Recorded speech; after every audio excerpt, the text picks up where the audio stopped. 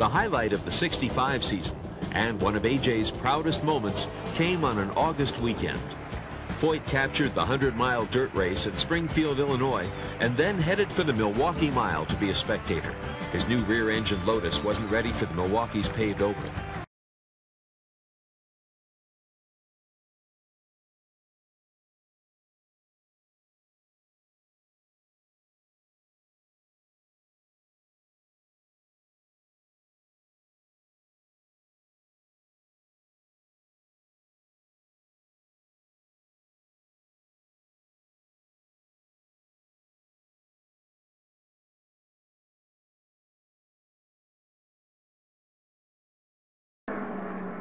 The white flag for A.J. Foyt. He had 2 laps to go before, but now all he has to do is negotiate each of these 4 turns one more time, and it's all over. A.J.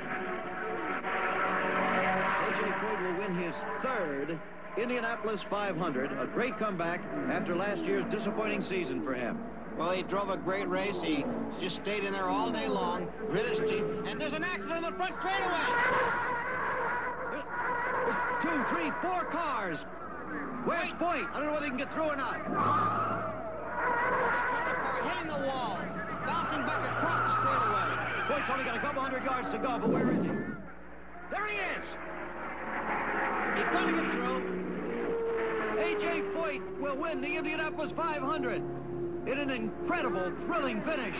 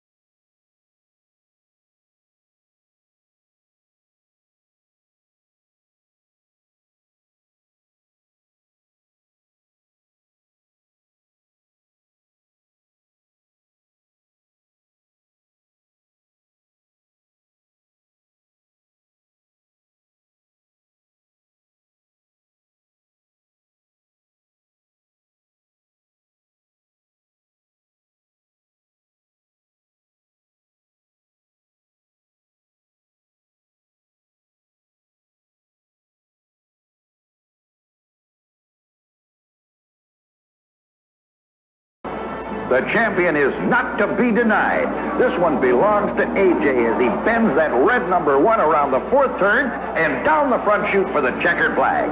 AJ Foyt wins the California 250. Unser finishes 2nd and Andretti 3rd in one of the hardest fought races ever staged on the West Coast.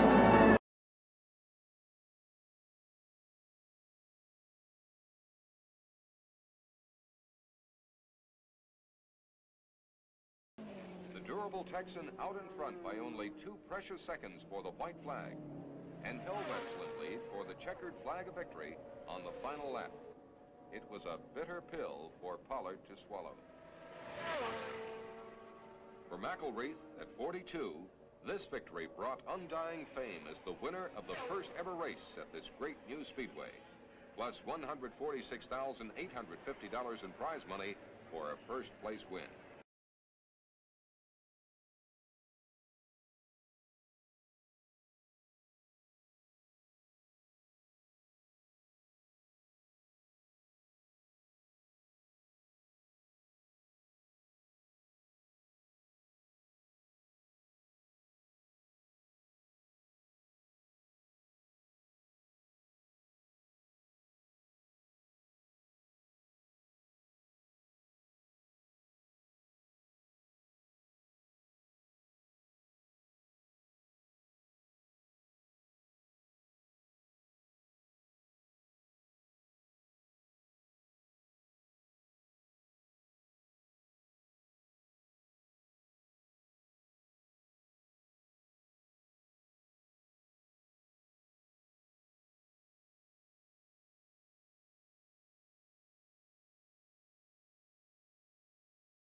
By the time the white flag appears, Foyt has lapped every car on the track at least once. The Coyote has clearly outclassed all competition.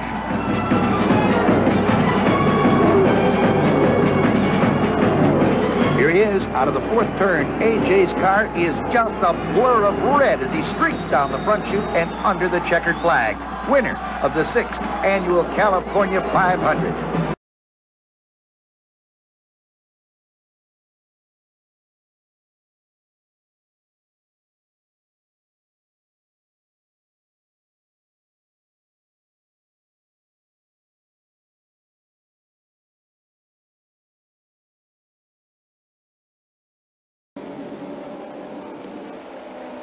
Foyt is still in the lead, and those clouds could have a silver lining for him.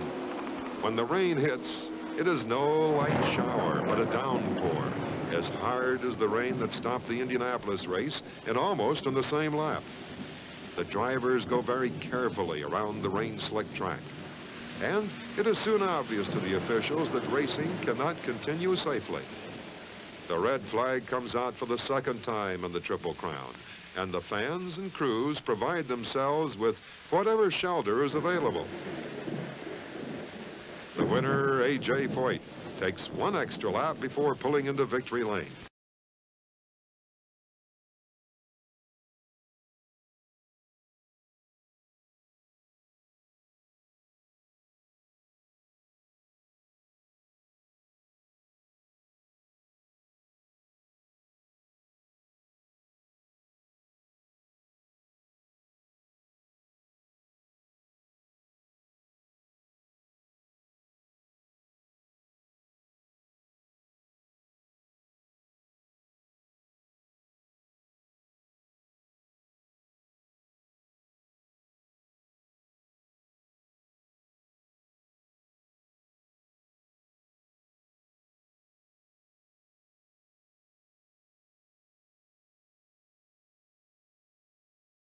Well, and there's the white flag by Pat Vidan being held out. I'll bet you anything he's driving with more economy than any Scotsman would economize with right now. I bet he's not giving it all he can give it right down that throttle of that great big turbocharged engine that he himself has put together. The man is a constructor, a designer.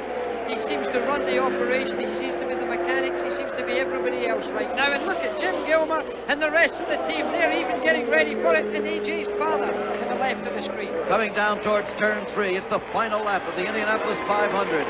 A.J. Foyt is going to make motor racing history. The first man ever to win this great race 4 times. It started in 1911. This is the 61st race, and no one has ever achieved this before. Stand by for the checkered flag. The black and white checkered flag, and in the pits, the red and white checkered shirts of the Gilmore Foyt team. It's all over. A.J. has done it. He has won his 4th Indianapolis 500.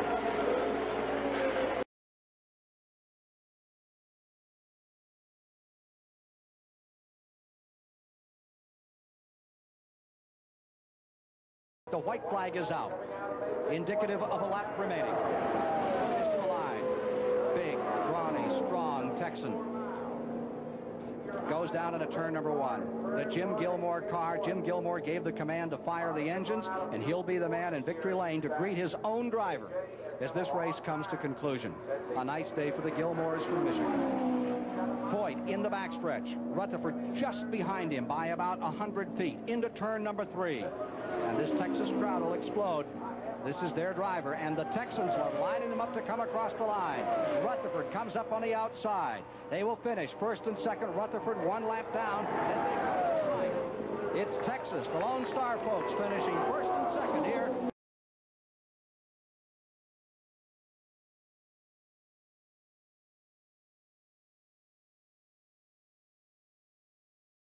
And with just 1 lap left in the 200-miler, the race went back to green. This time, Foyt took no chances. He darted into the lead, and when the checkered fell, he was out in front by 3 seconds. Foyt had led 59 of the 80 laps, and his victory at Ontario marked his 62nd USAC Champ Car win. To the end, Foyt and Bettenhausen were running side by side at speeds over 190. But when the checkered fell, A.J. was the man out in front. Foyt's margin of victory was slim, though, only a half car length. On a day that started with rain and cold, and ended in sunshine. The burly Texan A.J. Foyt has won his 64th USAC Championship car race, winning the Milwaukee 150. He was never in serious trouble. He broke on the pole, having qualified the fastest. He literally passed whenever he chose to. He overran the field, and he won comfortably over the second-place driver, Billy Vukovich. The margin of victory for Foyt was pronounced. Virtually a lap, at least 3/4 of a lap, as he flashed past the checkered flag.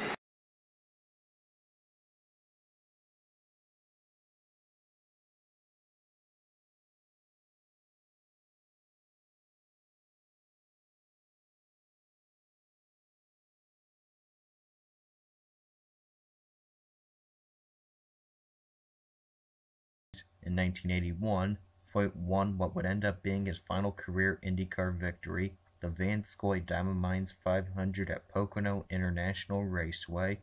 The race was largely boycotted by kart teams and drivers, and 8 of the 29 starters were from the USAC Silver Crown Series, which used front-engine dirt cars. 2 to go, just at 2 miles now for Scott Sharp. Well, you live a lifetime to do that.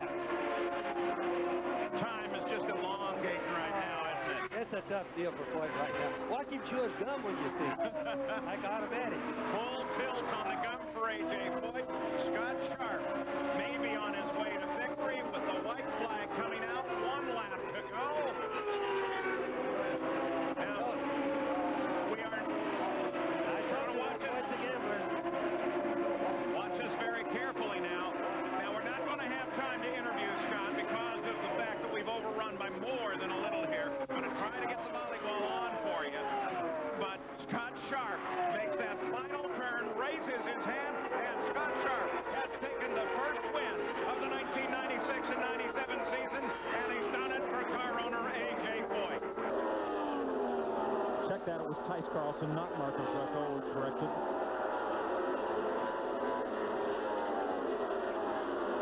White flag for Billy Boat. Greg Ray is there. It'll be a career day. And Boat's got a car ahead of him. Boat has traffic right up ahead of him. There's one traffic that could be a problem. He's got to get by him before he goes into 3. Because if he doesn't, there you go, he's got him. That could be the move that wins him the race. Well, John Paul's down a few laps, and being the experienced driver he is, he just got out of the way and let this thing happen. Billy Boat takes the checkered flag. Brian Howard has the white flag in hand. One more time around the 1.5 miles. It's really great for the power team and the whole A.J. Foyt team. You know, that team has struggled a little bit, and I feel really happy for them. They really needed this. 32-year-old veteran from Karlstad, Sweden.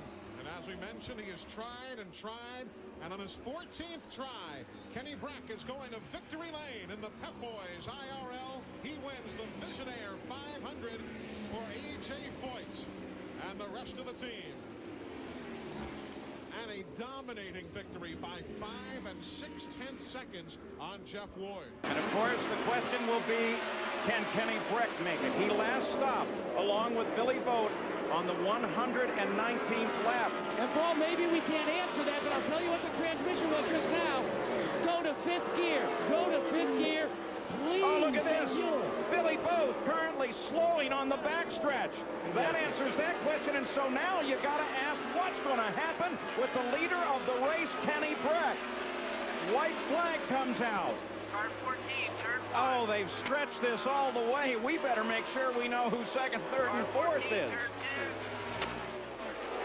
Right now, he crossed the line with 10 seconds ahead of everybody else. Kenny Bräck, power team car. And he turns for the line.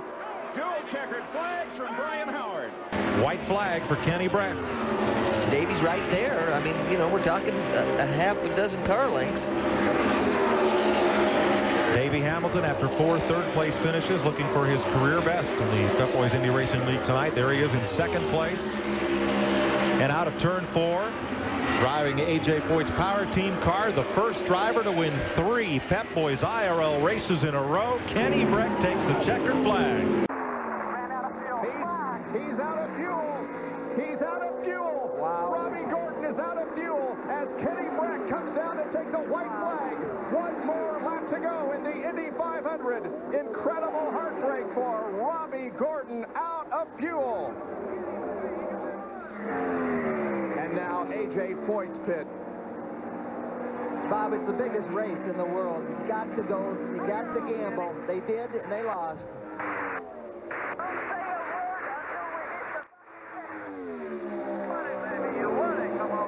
Half a lap to go for Bräck.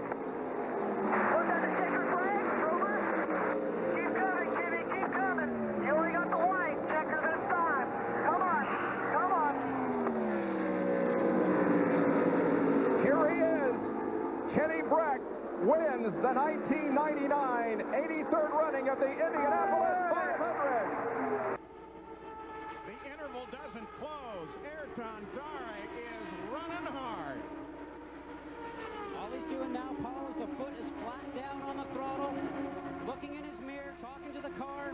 But Hornish looks like he's got a little bit of a slipstream he's caught up here. Hornish is in a great position as they head for the checkered flag through turn 3. Through turn 4 now, Daré's holding him. Hornish going to try to cut the triangle. Oh, no! He doesn't get it done. Daré and A.J. Foyt take the win at Kansas City. There it is, the white flag for Takuma Sato. 1 lap to go. He's got to be paying attention down here. No pressure behind. And that's important to know. No pressure behind. You worry about trying to stay. Good job, baby. Bring it home. No attack, no chance. That is Takuma Sato's motto. He's attacked here today. We said he did it in a very measured fashion. He's improved. The car looked balanced underneath him all day long. The team doing a good job with strategy. And Takuma Sato half a lap away from his first IZOD IndyCar Series win. How great for ABC, too. They have hung with these guys for a long, long time. Great sponsor for this team, and they are going to get a victory out of this. And now we've got the full course caution, so all Sato's got to do is just steer it around. It's done for Takuma Sato through the carousel one last time. Nice and easy. Bring it home.